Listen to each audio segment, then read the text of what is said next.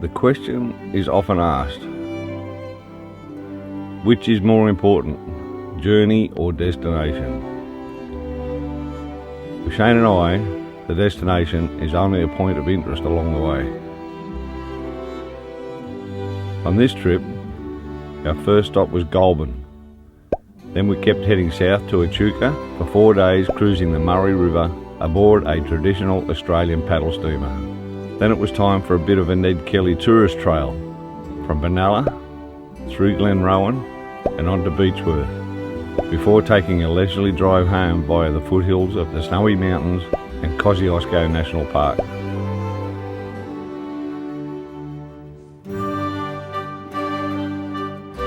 We met up with the lovely Anne Jeffrey for tea and cake when we arrived in a frosty Goulburn. Anne is some kind of distant in-law relative, seeing as her family line goes back to Bridget Frost, the lucky lady who hooked up with my great-great-granddaddy, George South. Thanks for the welcome to town, cousin. When George was transported to Australia in 1835 to serve out a 14-year sentence for theft, he was assigned to Dr. Andrew Gibson at Turana Homestead, just south of Goulburn. These days, the home and buildings are long gone, but a small town survives, called Turanaville. Population 237. A large property there is still called Turana and remains in possession of the Gibson family.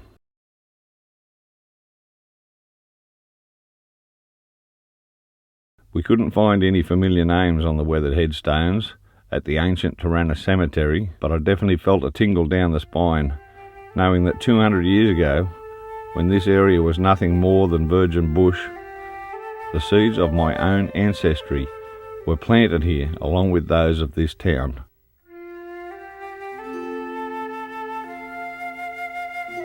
An icon for pretty Australian towns is Gundagai. Perched on the banks of the Murrumbidgee River, her claim to fame relates to an 1857 poem about a bloke who was having such a bad day that in the end a dog sat on his lunch.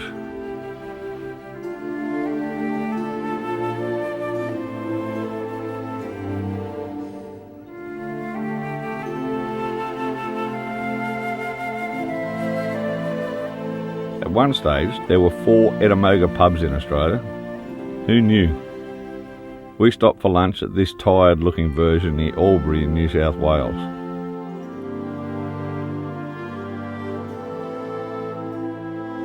We had our passports checked and underwent full body and cavity searches at the border before entering Victoria. Nah, this isn't America. Here's some facts you might find interesting regarding the mighty Murray River. Almost the entire border between New South Wales and Victoria is along the southern bank of the river, at the high water mark, as that was defined in 1852. So the border is actually the Victorian side of the river. The Murray is Australia's longest river at just over 2,500 kilometres from its source on the side of Mount Kosciuszko in the Australian Alps, all the way to Lake Alexandrina in South Australia. It's the 3rd longest navigable river in the world, behind the Amazon and the Nile. The traditional custodians of the land around Echuca, the Yorta people, have known this river as Dhungala for over 40,000 years.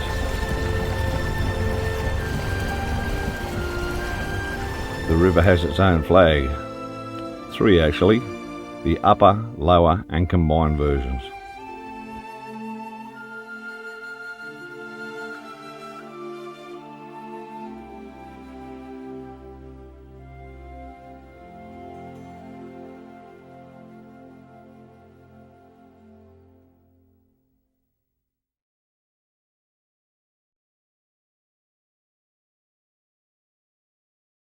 Echuca and her paddle steamers were a central hub of commerce when the Darling, Murrumbidgee and Murray River networks were in full flight during the mid to late 1800s, as transport routes for the flat-bottom craft which carried wool, livestock, timber and other produce from deep inland to the sea at Adelaide and to a connecting railway link at Albury to Sydney and Melbourne. Bit fresh. As time went by, the rail and road networks webbed their way across the country and the snaking river system became too slow to compete. Look, these are all little paddle swimmers.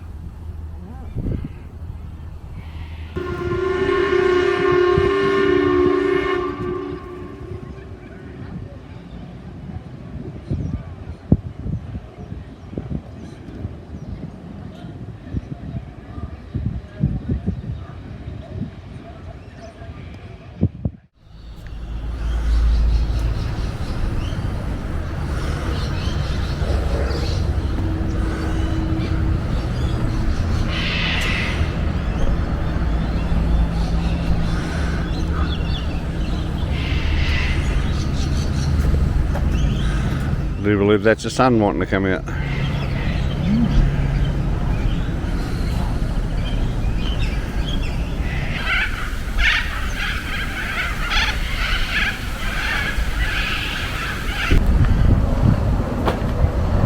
probably been on a cruise for the Emmylou and it's just come back.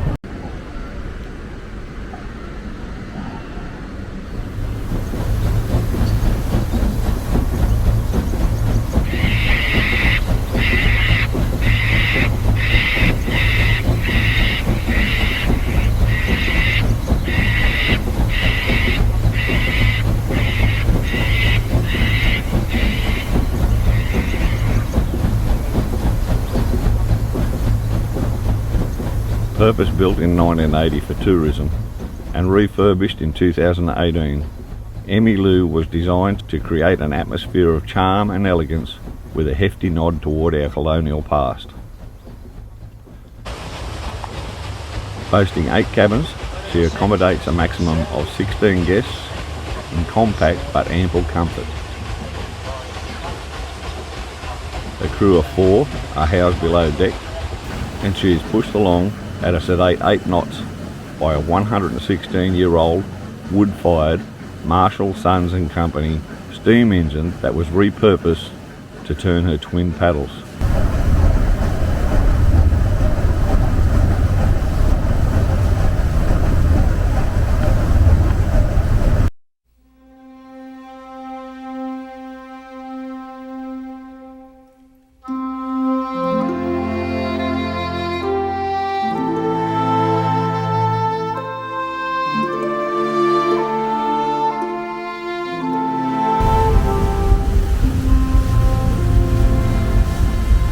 Name on it.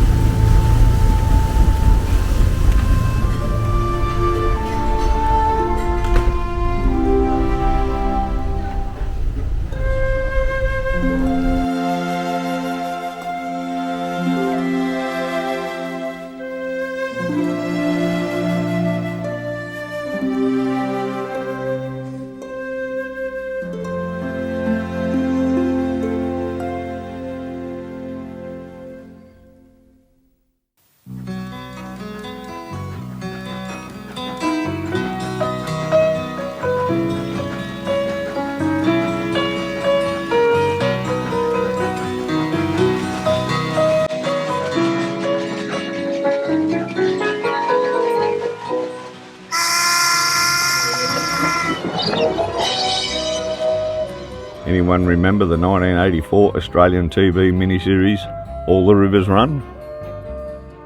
Emmylou was renamed Providence for the series and starred in the episode where she raced against another Echuca-based steamer, Pevensey, renamed Philadelphia. Last bend. I think we're going to make it. They're almost here, George. They're almost here. And we're almost there. There's the sign. Gonna matter.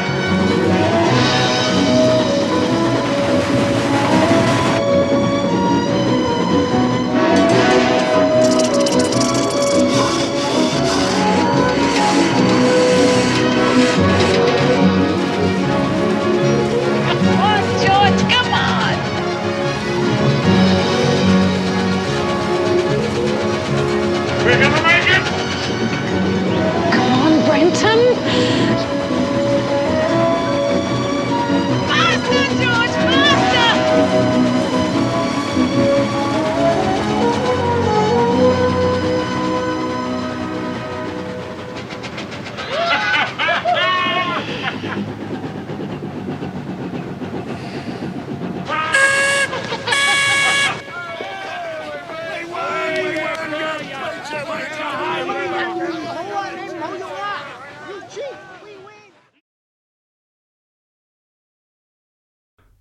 Paracuta Station is one of those great homesteads that can trace her origins back to early colonial Australia. Originally a huge sheep, cattle and farming property, it has now been divided up and sold off over the years, so that today the area that stretches from Echuca Moama to Barmah and Turrumbary is generally known as the Paracuta Wine and Farming District. The original station and homestead are still a working property, but mainly these days is set up as a wedding and function centre. The homestead also featured on the TV miniseries All the Rivers Run.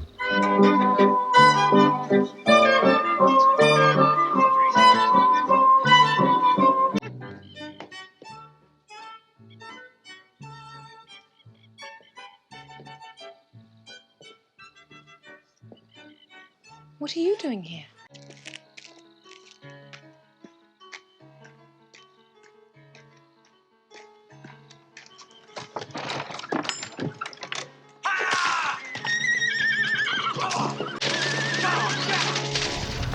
We called in for a guided tour, wine tasting and lunch that was produced solely from regional properties.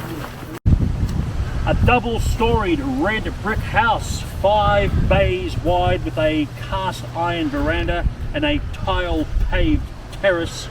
The Paracuta mansion was the epitome of the fashionable Italianate-style wealthy home. It boasted French doors overlooking immaculate gardens, marble fireplaces and, wait for it,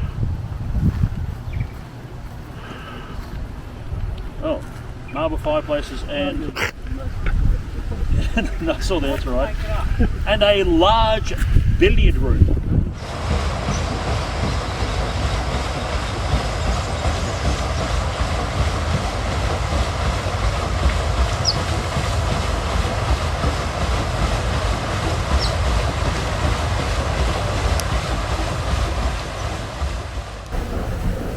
So here's the Emmylou.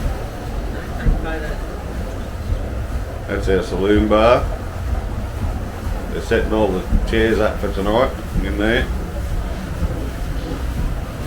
Shane and I are sitting out here on deck having sundowners.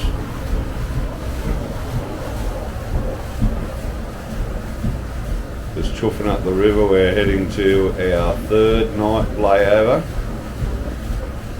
at, what's it called, Deep Creek or something? So just to give you an idea, that's the bar in there, the saloon bar where we go in every night. Upstairs to the cabins, all the cabins are upstairs, up there. The chef in the galley, and that's the engine room and forward up there.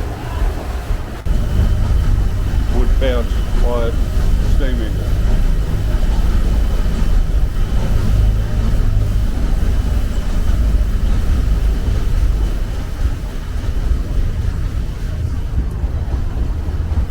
Apparently, 100 years ago, the waters of the Murray were quite crystalline and clear. The bottom of the river was easily observable under everyday conditions. But Europeans introduced carp into Australia's river systems in the late 19th century, and eventually that species began to thrive. Carp have a penchant for upturning stones and ripping out grasses and other plants by the roots to disrupt riverbed sediment in their search for food. That's just what they do. They're bastards. The result is turbid waters and indigenous fish, crustaceans and water mammals suffering to the point of extinction. That's why the river is brown and custard looking these days.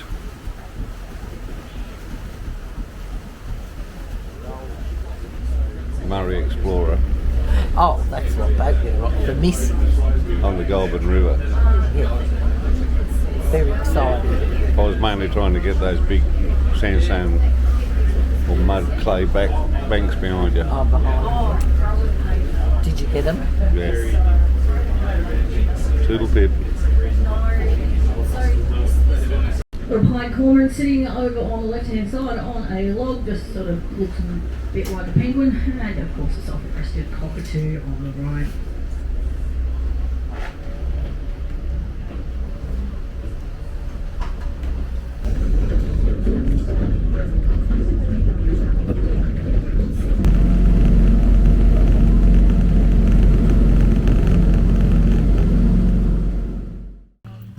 We'll meet again. Don't know where, don't know when, but I know we'll meet again some sunny day.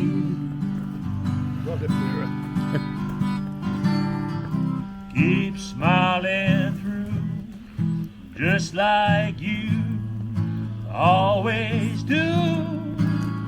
Till the blue skies drive the dark clouds far away.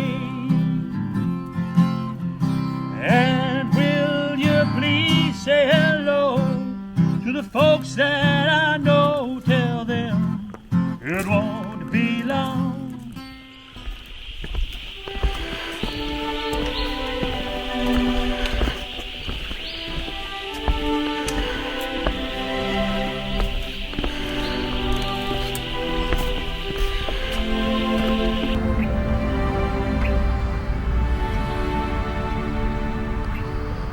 After 4 days and nights being wined and dined and utterly refined aboard Emmy Lou, we found ourselves back in the car and travelling through some pretty amazing country.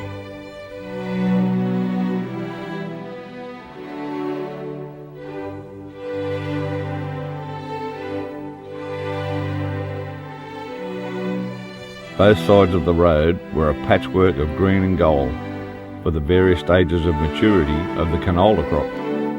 The oil harvested from the black seeds of these beautiful flowers is big business in this neighbourhood.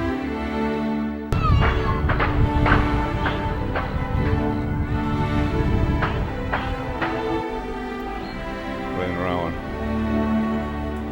How could we not do a bit of Ned Kelly tourism?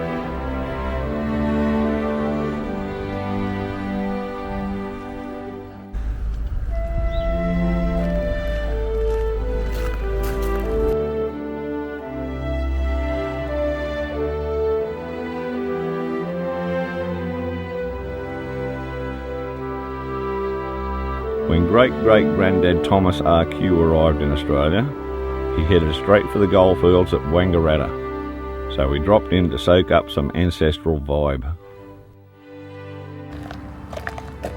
This is Wangaratta Cemetery, and somewhere in here, we don't know where exactly, but somewhere in here there is, across the bottom of the screen here it'll tell you, so many RQs buried here, which may or may not be relatives. But it's just nice to walk on the ground of Wangaratta, where we do know great-great-granddad Thomas R.Q. did walk at one stage. He spent 11 years in Wangaratta. So we're going to have a quick look for Mad Dog Morgan's grave, and then we're heading off to see if we can see some snow on the mountains. Come on.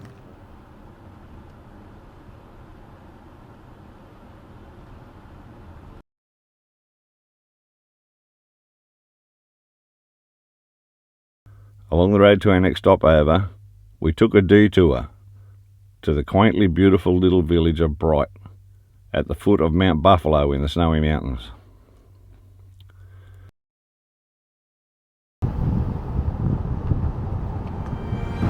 From here on, we travelled around the edge of Kosciuszko National Park, through rolling hills, and with glimpses of snow-capped peaks in the distance.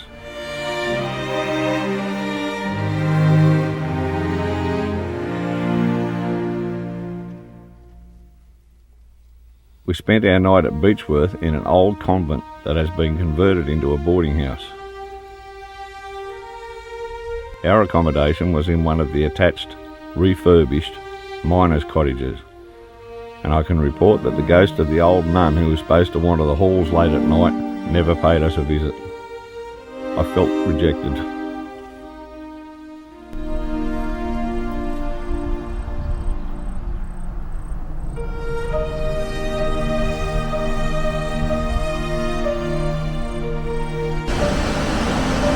Kosciuszko, Paddy's Creek Falls.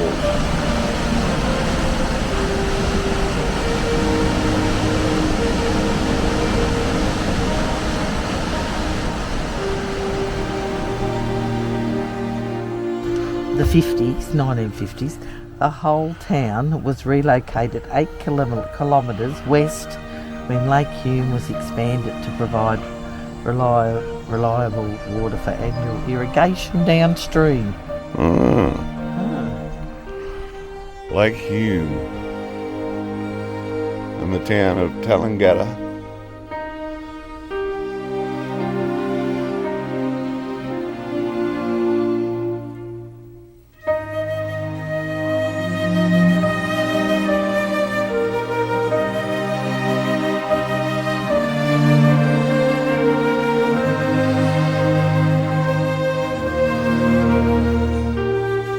Drive home via Corrion, Tumbarumba, Batlow, Tumut, Cootamundra and lots of other interesting places was utterly spectacular.